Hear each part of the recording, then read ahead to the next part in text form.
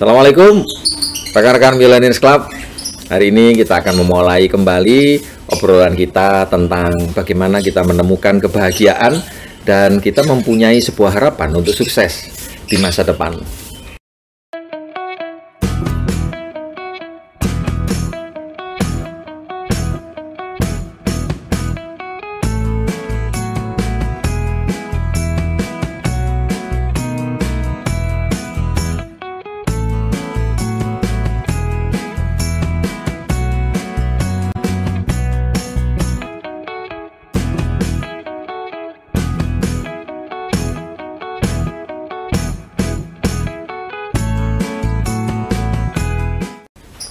Kucing pinter Kasidi, Kasiem lan kucinge.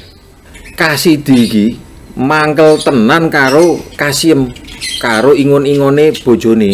Kucing kuwi saben dina kucinge dilus-elus, dipangku, disayang-sayang, dikei mangan.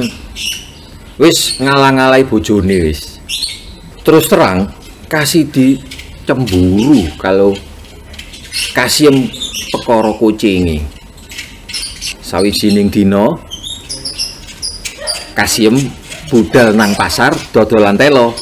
Kesempatan Kasidi duwe cara supaya adoh teko kucinge. Aku lunga dhisik nang pasar ya, Kang. Yo, kono hati-hati yo. Bareng Kasiem lunga, Kasidi langsung ndekep kucinge, digawa melayu 10 km adone saka omahe. Diputer-puterno lewat pasar, lewat kali, mlebu gang, menggak-menggok.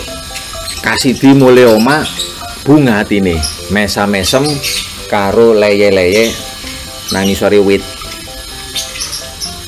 Kasiem mulai teko omah. Jenggirat kaget. Kasiem nyeluk kucinge. Bola. Kucinge wis mara nang ngone Kasiem. Mangan lungguh nang pangkuane Kasiem. Rupane kucinge ngerti dalan mulih. Sakwijining dina Kasidi duwe cara sing canggih.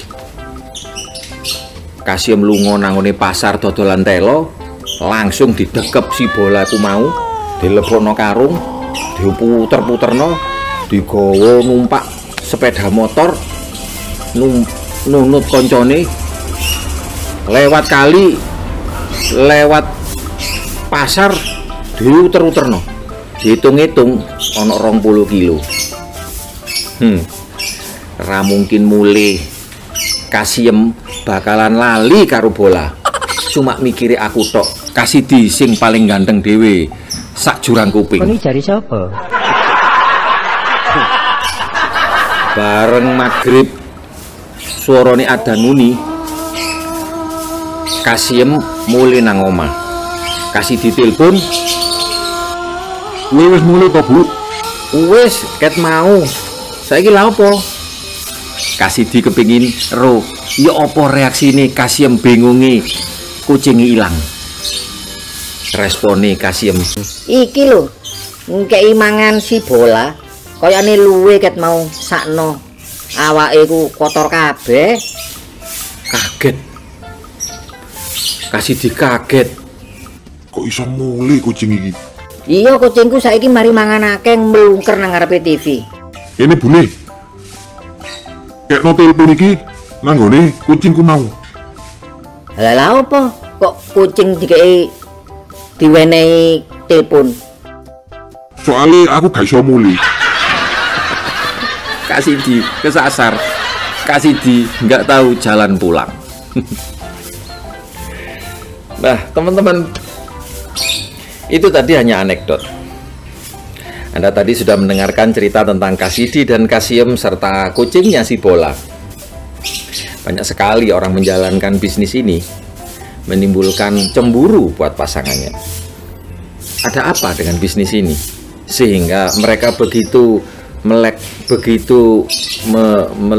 begitu menyukai usaha ini, seakan-akan pekerjaan yang sebelumnya menjadi terlupakan dan fokus hanya di sini. kita perlu mencari tahu mengapa pasangan kita sedemikian menyukai bisnis ini. Anda tidak cukup hanya melihat dari tampakan luar. Anda perlu cari tahu lebih dalam apa yang terjadi di dalam hati mereka. Seperti kalau Anda dengar lagu Kuch Kuch Hota Hai.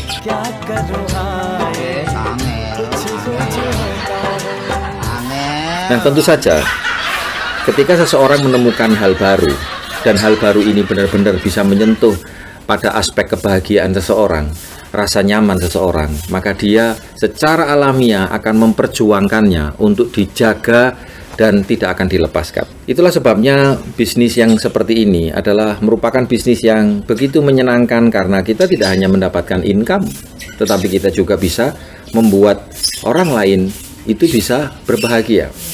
Rumus bahagia buat saya adalah kita membantu orang lain untuk mencapai kebahagiaannya. Semakin orang lain itu bahagia, maka justru Anda semakin berbahagia. Ketika ada orang lain punya sedikit problem atau masalah yang sedemikian besar, dan Anda punya ketulusan yang sedemikian baik untuk menolong mereka keluar dari jeratan dan belenggu masalah, dan mereka berhasil melaluinya, disitulah Anda mulai merasakan arti nilai diri kita. Bisnis ini tidak hanya sekedar cari uang. Kalau kita membaca buku-buku tentang kepemimpinan dan kebahagiaan, Margaret adalah istri John C. Maxwell. Kita tahu bahwa John C. Maxwell adalah pakar kepemimpinan dunia. Ratusan buku-buku yang telah ditulis bahwa ternyata kepemimpinan ada hubungannya dengan level kebahagiaan seseorang. Semakin kita berbahagia, semakin efektif kita bisa mampu memimpin banyak orang. Apa yang terjadi di dalam diri kita akan terpancar keluar. Suatu waktu Margaret ini berceramah di depan ribuan orang, dan John Maxwell duduk dengan santai memperhatikan bagaimana istrinya menyajikan konsep tentang kebahagiaan. Selesai ceramah, pada sesi tanya jawab, ada seorang ibu-ibu mengacungkan tangannya menanyakan kepada Margaret, istri John C. Maxwell. Apa yang dia tanyakan? Apakah suami Anda membuat Anda bahagia? Apa bojomu nggarai kon bahagia ta, Bu? Wah, repot ambek buta terong ya. Satu pertanyaan yang sederhana tetapi tidak mudah untuk bisa dijawab.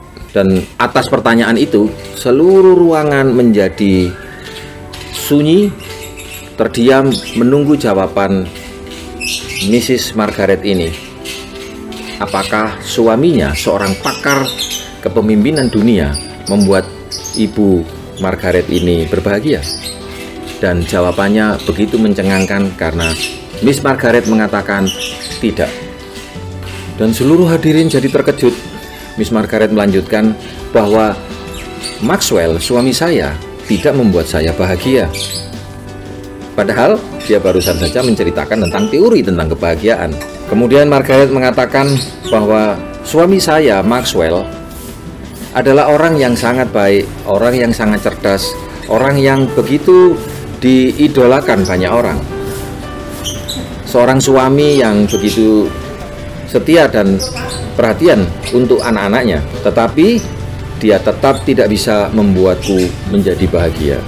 Margaret mengatakan, tidak ada seorang pun yang bisa membuat Anda bahagia di dunia ini, baik itu pasangan hidupmu, anakmu, hartamu, usahamu, bisnismu, tidak akan pernah membuatmu bahagia. Dan yang paling bisa membuat dirimu menjadi berbahagia atas semua yang kamu miliki adalah dari dirimu sendiri. Kamulah yang paling bertanggung jawab atas kebahagiaan hatimu. Kalau kamu selalu bersyukur, selalu bersabar, tidak mengeluh, mensyukuri apa yang sudah ada, dan melihat sesuatu yang kecil mempunyai makna besar buat orang lain, Anda punya cinta, punya rasa kasihan kepada orang lain, Anda punya rasa peduli kepada orang lain, selalu berbuat baik kepada orang lain, tidak punya musuh dan tidak mencari musuh, tidak pula mencari kambing hitam, kamu tidak akan pernah bersedih. Pola pikir inilah yang akan membuat kita menjadi sosok yang berbahagia dari diri dalam diri kita, bukan dari faktor luar. Bahagia tidaknya hidupmu tidak ditentukan oleh seberapa banyak uang yang kamu punya, seberapa hebat reputasi yang kamu miliki, seberapa banyak teman-teman yang mengidolakan dirimu. Karena bahagia itu adalah pilihanmu sendiri. Hari ini Anda mau bahagia ataukah tidak, pilihannya ada di tangan Anda, bukan di tangan orang lain.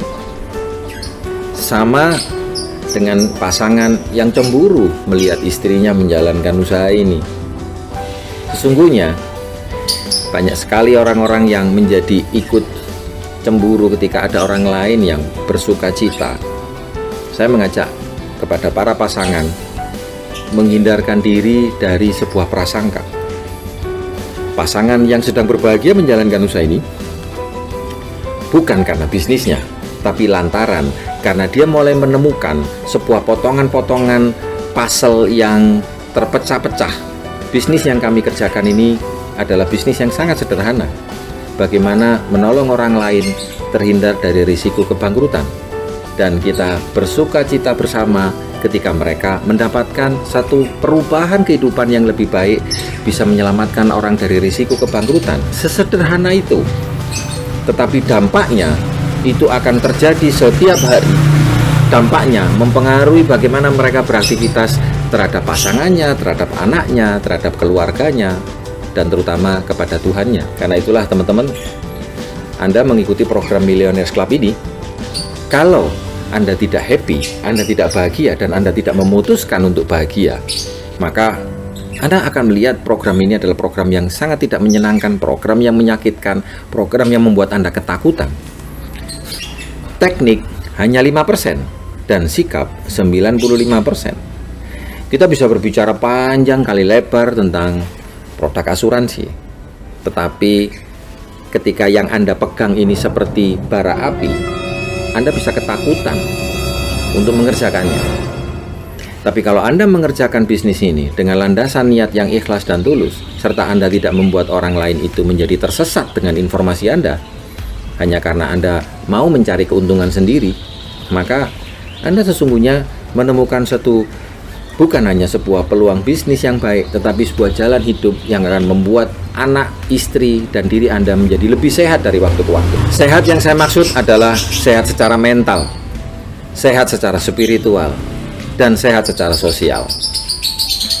Di akhir tahun 2020 ini, banyak sekali saya jumpai agen-agen asuransi yang ketakutan untuk menerima telepon nasabah-nasabahnya. Mengapa? Karena mereka pada tahun-tahun sebelumnya memperkenalkan asuransi sebagai investasi. Dan kita tahu, indeks harga saham di kondisi pandemi seperti ini sedang terjun bebas. Karena dia menjanjikan sesuatu yang sebenarnya keliru. Kita tahu investasi bukanlah sesuatu untuk dipastikan di depan.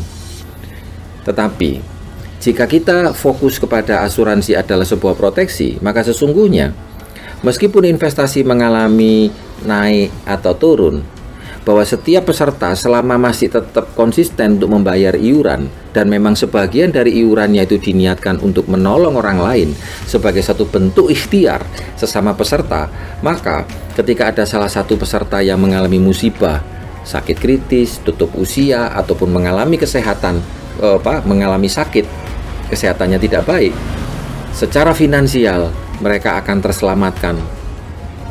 Bukankah kehidupan seperti itu yang bersih, berkah, dan halal? Saya menyukai bisnis ini karena karakter produknya sedemikian baik, misinya baik. Saya menghormati company ini karena mampu menghadirkan reputasi yang luar biasa. Dan saya semangat untuk membagikan peluang bisnis ini karena marketing plan-nya memanusiakan kita sebagai subjek yang penting.